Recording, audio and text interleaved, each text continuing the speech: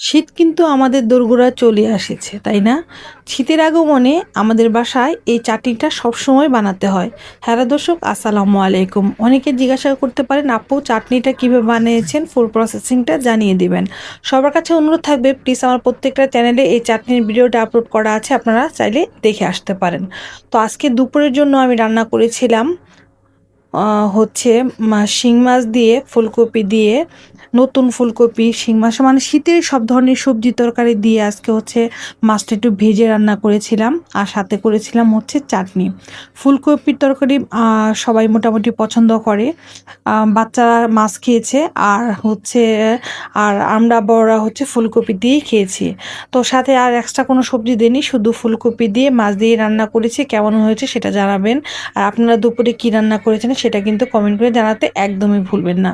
এই তো আমার আজকে বেশ অনেকগুলা চাটনি বানিয়েছি, কারণ আমার হাজবেন্ড এতটা পছন্দ করে। মেনলি ওর জন্য হচ্ছে আমার চাটনিটা বানানো। আপনারা হচ্ছে মিক্সারে বানাতে পারেন, আমি সবসময় পাটায় বেটেই চাটনিটা বানাই। কারণ হচ্ছে যে আমার হাজবেন্ড পাটায় বেটে বানালে চাটনিটা খেতে বেশ পছন্দ করে, মিক্সিতে একদম মিহি হয়ে যায়, সেটা এতটা লাইক করে না।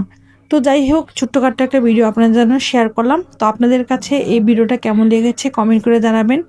সবাই ভালো থাকবেন, সুস্থ থাকবেন। ইনশাল্লাহ নতুন নতুন ভিডিও নিয়ে আমি আবার হাজির হয়ে যাব। তো আজকে দুপুরে রান্না করেছিলাম হচ্ছে মজাদার চাটনি, আর হচ্ছে ফুলকপি দিয়ে শিং মাছের ঝোল।